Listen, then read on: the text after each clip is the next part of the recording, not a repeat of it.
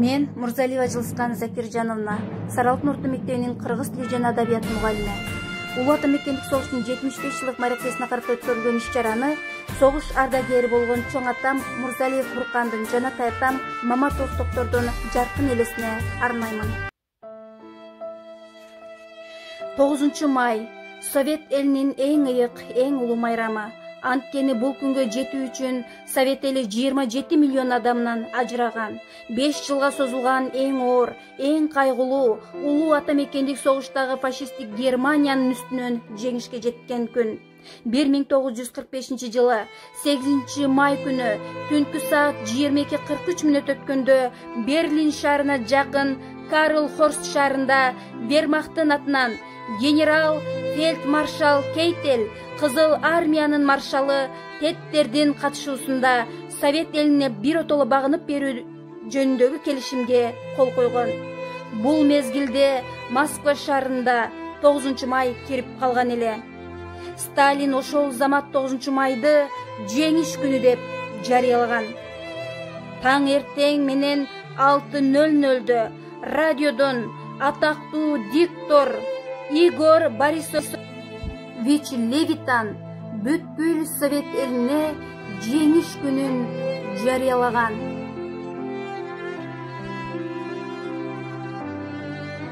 Внимание! Говорит Москва. 8 мая 1945 года в Берлине представителями германского верховного командования подписан акт о безоговорочной капитуляции германских вооруженных сил. Великая Отечественная война, которую вел советский народ против немецко-фашистских захватчиков, победоносно завершена. Германия полностью разгромлена.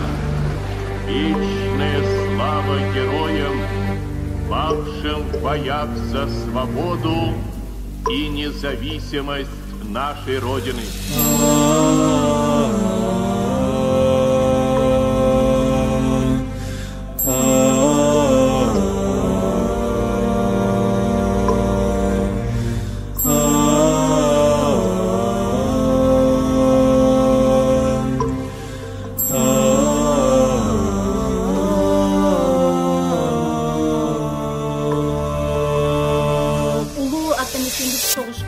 Кадамжай районунун Марказ айылынан биздин ардактуу аталарыбыз Мухтаров Кадыр, Мурзакаримов Гламидин, Шамшиев Исак, Курбанов Газы, Юлдашев Палван, Юлдашев Абдулла, Нурматов Кутубай, Жолдошов Сатыбалды, Мурзалиев Буркан жана Маматов Токтор сыяктуу чоң аталарыбыз эрдик көрсөтүшкөн. Дүйнөнүн жүзүн өрт алып, кара жалын каптады, кыяндай жүрөт шаркырап, кызыл кандын акканы.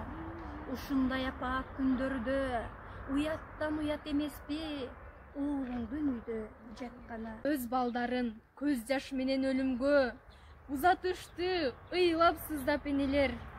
Курман болду, баатыр болду нечендер. Жашасын деп бизди ушул өмүрдө. Кан майданга апалары да барышкан, өмүрлөрүн тобокелге салышкан. Жолбош жүрөк жоокерлердин жарааттарын танышкан. Танк алдына тайманбастан барышты, эл жер үчүн душман менен атышты.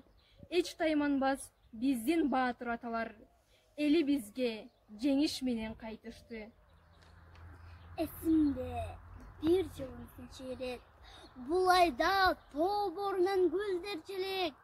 Абыйыл күн жылбай жер тегиз кар, шумдугай негемче жаз кечигет. Алды эмне алмашырсан колумда, өзгөрбөй келе берип ар бир жылы.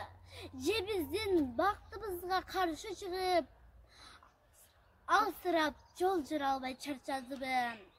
Алды эмне жашообуздун негизгиси.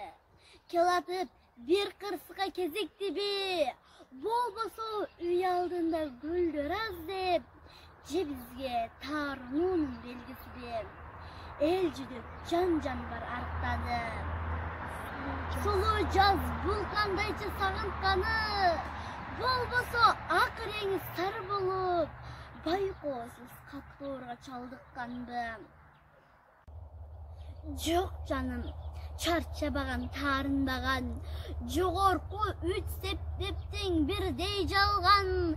Эмесе кечигүүнүн чын себеби немесин улоогунан жараланган.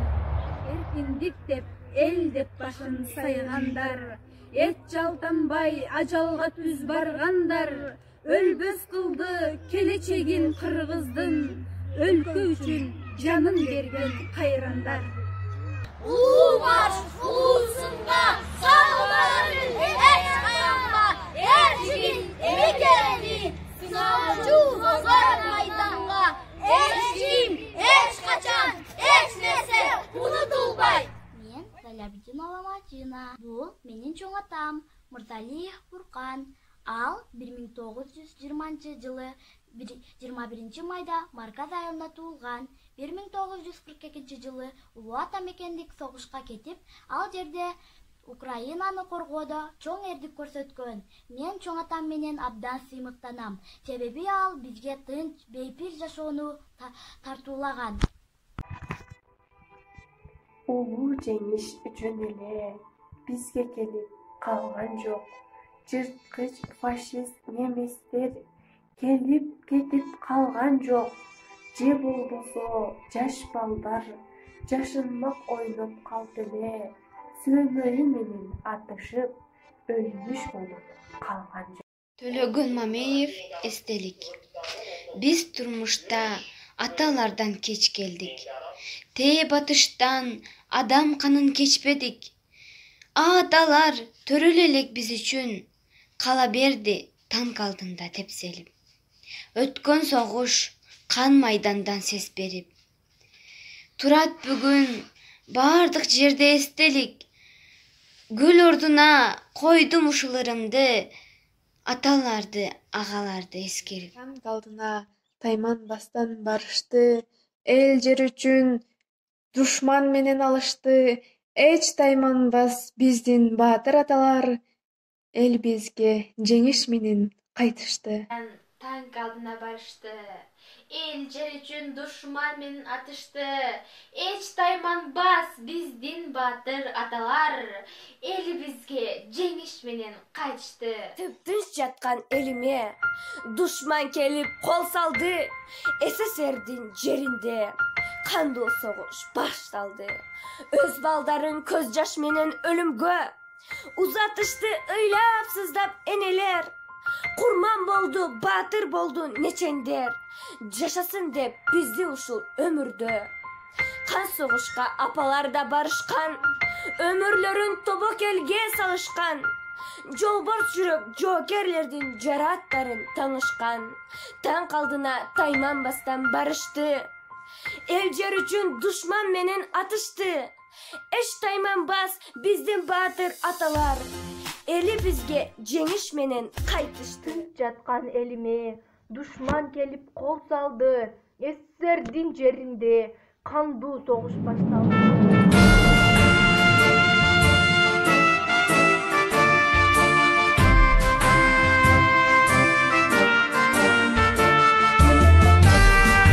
Улуу Ата мекендик согушка катышып, эрдик көрсөткөн кыргыз улдарынын сындары муундан муунга дастан болуп айтылып кала берери шексиз. Эч ким, эч качан, эч нерсе унутулбайт. Биз сиздерге түбөлүк таазим кылабыз.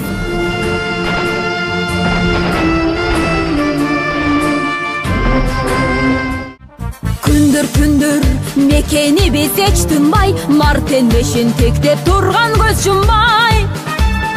Күндүр иште күйүп жанганбыз, жеңиш күнүн жакындатып алганбыз. Бул жеңиш күн майрам, баары жыттанган адамдардын